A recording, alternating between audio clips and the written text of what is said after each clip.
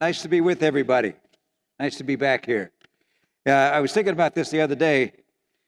It's been 4 years since the last time I talked to everybody out in Phoenix. And what that means to me is that I can use the same jokes because you've already all graduated. I've been on the board with SVA for either on the advisory board or the main board for 5 years. And one of the things that led me to do that is when I give my time to veteran organizations, I try to link myself up with the ones that make the greatest impact. And when I joined in 2013, there were less than 400 chapters. And I think you heard it yesterday up to over 1,500, more than 3 times, and affecting more than 500,000 student veterans all across the country. That's impact. Now, I think I have a bunch of SVA board members here and my colleagues, because we have a board meeting tomorrow. And can I just ask you to stand up for a minute and ask you all to join me in a round of applause for them?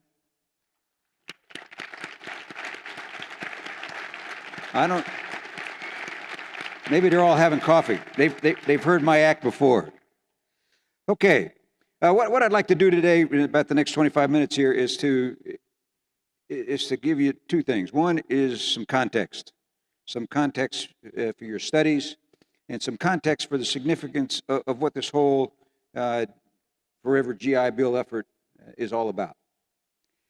And then the second thing, I'll go from the macro level to the micro level.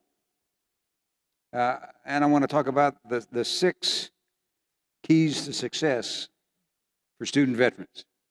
Now, you might think that that's a little brave of me to take that on, but I'm on the board of Georgetown University, and I teach at Cornell, and I teach at University of Denver. So I have an awful lot of interaction with student veterans all around the country.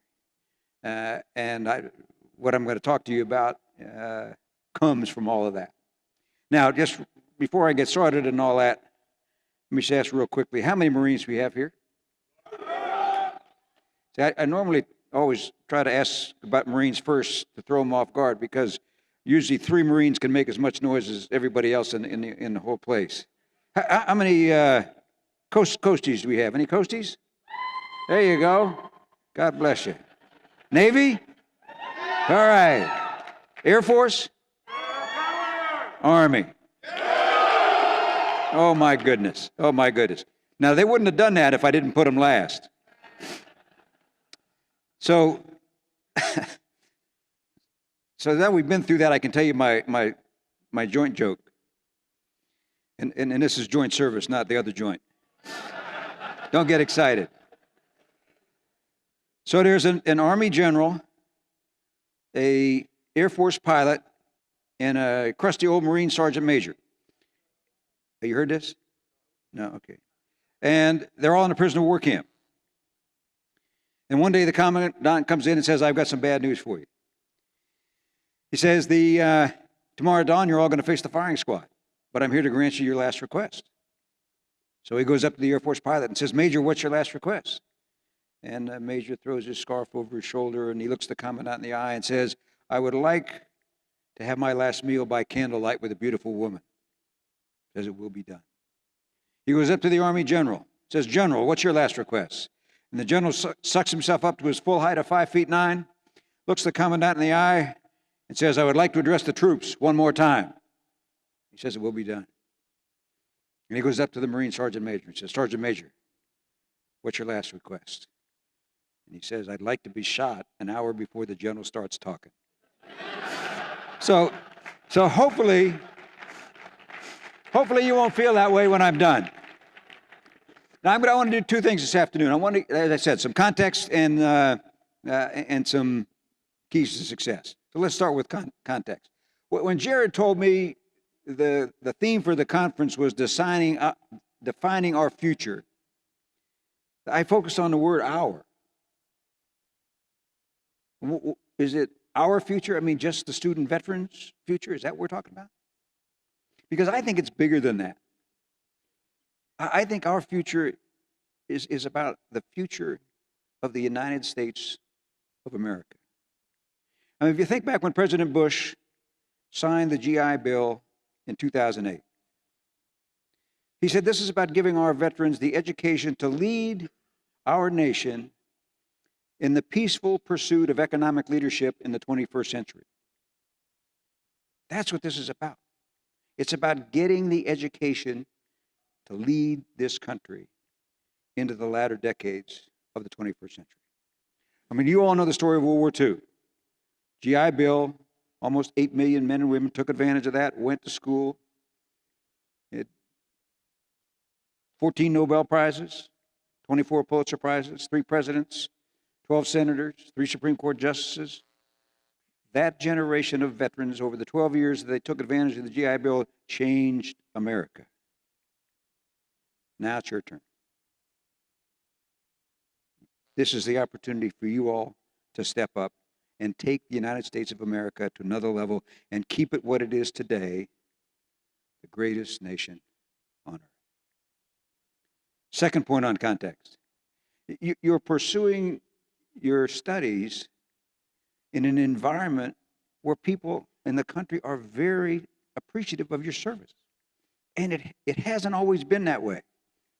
I was going to school at Georgetown in 1966 to 70, and I know you say, how could anyone be that old? And it wasn't pleasant wearing my uniform across campus for ROTC meetings.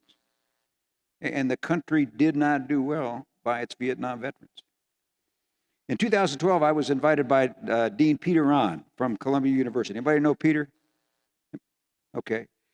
He invited me to speak at the graduation of their School of Continuing Studies in Columbia.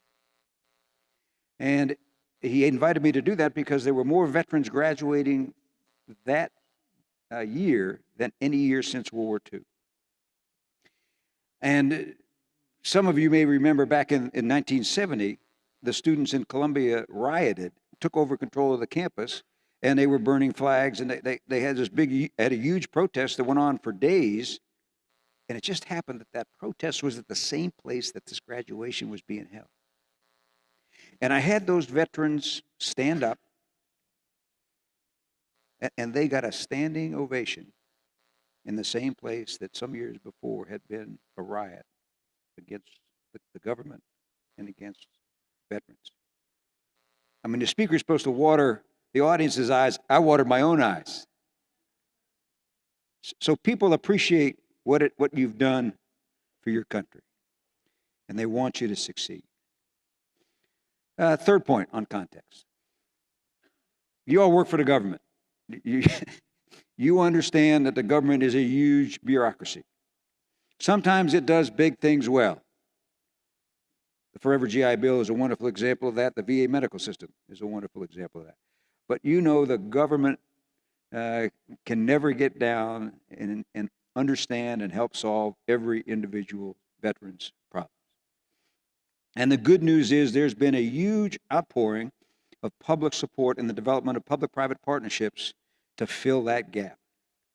And Student Veterans of America is a prime example of that. Stepping up to fill the gap of the things that the government can't do to give you the opportunities that you need to succeed. And lastly, the fourth bit about context that I'll mention is that you have already succeeded in an environment that your peers in the civilian world are still wrestling with. What am I talking about? The name of the course I teach at the Cornell Business School is called Core Leadership Skills for a VUCA World. Volatile, uncertain, complex, and ambiguous. Sound familiar? When I think about it, it's Iraq, it's Afghanistan, it's the things that we've been doing for the last 16 years. And you not only have led, you have succeeded in that environment. So you're being given the opportunity by an appreciative and supportive country to get the education to lead this country in the latter decades of the 21st century. That's the context. No pressure. Keep that in mind. Now, let's go to the micro level. I got 6 keys to success. I mean, generals can't help sharing what they think are the keys to success with the troops. That's just the way it is. So I'll share with you kind of 6 items that I think can help you, and I'd ask you to carry them back to the folks that you're representing here today. Here are the 6 keys, and then I'll go back and do each one. First of all, number 1, don't sell yourself short. Second, learn to ask for help. Third, build and use your network. 4, stay fit. 5, graduate. And 6, be bold. So let me just say a couple words about each one of those. First of all, don't sell yourself short. I've got to tell you, I go out there, and this is probably the biggest challenge I see for people making the transition from the military into civilian life. And it's not just you all. People always ask me, what was it like, General, going from being in charge of an organization of 1 million people spread all over the world with a staff of hundreds at your beck and call and a G5 to whisk you everywhere, to being an army of one, just you and your iPhone? And I said, well, it wasn't an easy transition. And actually, it took me a while to figure out how to express that to people. And then one day, a few years ago, I was doing a crossword puzzle. I do the crossword puzzle every morning, and the clue was Army head, 7 letters. I said, easy, General. Write that down. Well, you know how when you're doing a crossword puzzle, and you realize something's not working? And I kept going back, and I realized finally that it wasn't Army head, it was Army head, and the answer wasn't General, it was latrine. So that's kind of what it's like, going from General to latrine. But you've got the skills, and if you persevere, you'll blow right through this. And I had a similar experience. So I went back to graduate school after 9 years in the military. So I was a captain. Hadn't touched a textbook in 9 years. And I walk into the University of Denver, and I'm studying international relations. And I'm trying to read this international relations theory, and I am thinking I am the dumbest sucker on the face of the earth. I mean, I'm looking up every other word. But I stuck with it and kept on doing the reading. Oh, and I went to class, which was something that was new for me as a graduate student. And I realized it's just a matter of learning a new language. So I told this story at a welcome reception just this September for veterans at Georgetown. And a professor came up to me afterwards and said that one of the veterans in the audience was in her class and had come and said that exact thing to her in that class. Power through. This is not the hardest thing that you've done or will ever do, okay? There's a business intelligence firm in New York called the Conference Board. A few years ago, they went out and they surveyed CEOs. And they said, what is it that you look for in your employees? What is it you want your employees to have? What did they say? We want people that can solve problems. We want people that have a good work ethic. We want people that have good values. We want people that know how to work as members of a team. And we want people that know how to communicate orally and in writing. Does that sound familiar? Those are the things that you already know how to do, that have been ingrained in you by the military. You already know how to do the hard stuff. You're already ahead of your peers. You got the hard part. Don't sell yourselves short. Second, don't be afraid to ask for help. We come out of it, you leave the military, you come out of an environment where you either did what you were told to do or you figured it out by yourself. And you're trained to be a member of a team. And as a member of a team, you feel bad asking for stuff for yourself, right? I mean, imagine, hey, first sergeant, I need a little help over here. Thanks very much. When I first talked in 2013, I read an NPR report about a veteran. His name is Dan Standage. And he's actually the director of disability and education for SVA today. At that time, he was a student at Arizona State. And they were talking about this. And they asked Dan what are some of the things that he found challenging. And here's what he said. He said, the military teaches us to be part of a team. And it feels awkward to ask for help. It does feel awkward. But there are so many people out there trying to help, whether it's the university or the VA or private organizations. Take advantage of it. It's not a sign of weakness to ask for help. Third, build and use your network. Now, here you got a guy, a gray-haired guy, who the first time that he had a computer, it was a Wang console that had a kind of, the little black screen with the little lime dot on it, the dime cursor, like ping pong when it first came out. That was my introduction to computers. So I'm telling you about building and using a network. But every place I go, I think we're generally lousy networkers. People that come out of the military. And I've thought about that, and I ask myself, why is that? One of the things I think is because our units are our network. It gives us everything that we need or don't sometimes. I was on a cruise that was sponsored for veterans by Princess Cruise Lines. And each of the services was there, and there were retired service chiefs from each of the services, and we hosted a reception. At the reception, there were two gentlemen there that were both World War II vets. And the last time they saw each other was 60 years before on the drop zone in Normandy. And they reconnected for the first time. Now, with all the tools that you have out there, Rally Point, LinkedIn, Facebook, and more than I know about, shame on you. Shame on you. Build that network, use it to get help, and then pay it back. Use it to help others. That's what vets are all about. Fourth, stay fit. I noticed the gym wasn't very crowded this morning. And I'm looking around and I said, there could be a few people doing a couple more push-aways. Look, I grew up and evolved into someone where I'm a strong believer in strong body, strong mind. And so I got into an exercise regimen probably about the time I was a captain. And I've stuck with it over time. In Iraq, so in a combat zone, I made time to exercise 4 or 5 times a week. I had to do it for my own my mental well-being as much as for my physical well-being. And I'll tell you the other thing, if you don't get yourself on an exercise regimen by the time you're about in your mid-30s, forget it, man. It ain't going to happen. And I'm not talking about everybody going out and being a tough mudder. I'm talking about getting out and walking 3 times a week, if that's what it is for you. Find something. I don't know what it is, but when I find that when I get some exercise, I always think sharper. So stay fit. Take care of yourselves, physically, mentally, and emotionally. Fifth, graduate.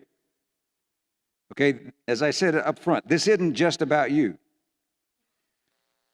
The Forever GI Bill is a wonderful thing, but I will tell you, nothing in government is forever. I was looking at an article from the Atlantic from August, and it was talking about the high percentages of veterans that weren't graduating. People will come back and start sniping on this. Use your benefits and follow through. You owe it to the people that are coming behind you, and you owe it to the country. So persevere and finish up. And then lastly, be bold. One of the things about leading today in this VUCA world is that I find that the leader has to focus the efforts of the organization if the organization is going to be successful. And the VUCA world competes to keep the leader from developing a clear focus so they can focus the efforts of the organization. And so what happens is you've got to do the best you can, try something. If it doesn't work, try something else. I used to work be on the advisory board for a group called Robertson Fuel Systems. And they were founded by a guy named Robbie Robertson, who built fuel tanks for airplanes, and then they moved on to armored vehicles that don't explode and blow up when they get hit, which if you're a crew member, that's important to you. And their motto was crash and learn. crash and learn. And Robbie told me, he said, we go out and do these things and we try a test and it wouldn't work. And they'd say, well, we failed. No, we didn't fail. We learned something. It's not a problem's failing. The problem is not learning something and moving on. And to do that, you have to be bold. And, you run into a lot of fast-talking folks around here, in your travels. And they all make it sound like this is easy. It's easy to come out and do something and succeed really quickly. Nobody, if they're honest with you, succeeds all the time. I mean, look at Steve Jobs, probably the person that has at least made a significant impact on the world in the last decade. God rest his soul. He founded Apple in 76. He got booted out at 85. He came back in 97 and changed the world. You don't hit home runs every time. You got to be bold enough to act. And my favorite quote is about boldness. And when I walked into my office as the Army Chief of Staff, I went over to my desk, and I had this huge oaken desk that came out of the War Department. It was built around 1900. And it's a two-person desk. So it was designed for two clerks. So you could have, it's got a crawl space that goes all the way through, and it's got drawers on both sides. And for the only time in my Army career, this table, this desk, was completely devoid of paper except for one 5x8 card that was right under the glass, right where I would sit down. And the title of it was Boldness. And as it turned out, it was my already favorite quote. I'm sure some of you have heard it. But it's Theodore Roosevelt from about 1903. It's not the critic that counts. It's not the one who points out how the strong one stumbled or the doer of deeds could have done it better. The credit belongs to the one who is actually in the arena, whose face is marred with dust and sweat and blood, who strives valiantly, who errs, who often comes up short again and again, and who, if at best in the end, knows the value of high achievement and great devotions, and who, if at worst, if they fail, at least fail while daring greatly, so that their soul will never be counted among those cold and timid ones that know neither victory nor defeat. Dare great things. I'll close with this. About probably 2 months ago, I did a session at the Bush Library with Working Nation. It was called Keeping America's Promise. And it was about things we could do here to improve veteran employment, which has already made some significant improvements. And so I was interviewed on stage by a reporter. And I started out by saying, I'm an American veteran. I proudly serve my country, and I'm not done making a difference. And as I look around the room today and I look at your bright eyes, I see a lot of potential. And I don't think I'd be wrong if I say that each of you in this room believe that you're not done making a difference for yourselves, for your families, and for this country. The military is not the best thing that you're ever going to do in your life. You're being given the opportunity to significantly impact the future of the United States of America as our next generation of leaders. So God bless you, and God bless the United States of America. Thank you. Thank you.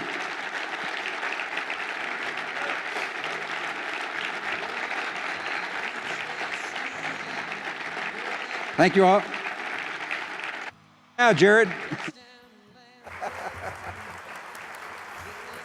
Thanks. Sir, on behalf of the entire room and student veterans nationwide, I wanted to thank you not only for being here, but you've seen me do this at least once before. We have our 10th anniversary challenge coin, and from the bottom of our heart, we just wanted to thank you. Having somebody like, please guys, take a seat. Usually it's attention on deck, but a You can flag stand up officer for walks me, but in. not for Jared. Yeah, no. That makes a lot more sense, sir. But so at the end of the day, when we have a national board of directors, these are the folks that are advising the strategic direction of Student Veterans of America nationally. And when General Casey first agreed to join the board, it was pretty amazing. But George has served actually as a personal mentor to me as well, and it's been rather incredible. We talked about mentorship a little bit earlier with Veterati. Mentorship is important, so isn't lifelong learning. And George and I have had some unique conversations, but we both have a similar level of education. Both have graduate degrees in the master's level. We're both teaching as adjuncts. George is teaching a hell of a lot more than I am these days. But the opportunity to have George here was pretty great, because those 6 lessons are not only important to each and every one of us, but they're important to bring back to campus, as was Secretary McDonald's earlier. So make sure that you're grabbing those and sharing them far and wide. With that, though, sir, I wanted to present you with our 10-year anniversary challenge coin. And I read this earlier today, but I'd like to read it again because I think it's worth repeating. But the quote is that a nation that makes a great distinction between its scholars and its warriors will have its thinking done by cowards and its fighting done by fools. This stands for our ethos of yesterday's warriors, today's scholars, and tomorrow's leaders. And your ability to come here, provide us not only with some life lessons, but some solid, I'll say it, solid HUA motivation. We don't say that in the Navy at all. But sir, from the bottom of our hearts. I'm growing on him. Yeah, it is. Thank you so very much for being here. Thank you all. We couldn't appreciate it more. Thanks, Thank you, sir. Yeah, thank you. Thank you. Good. Thanks.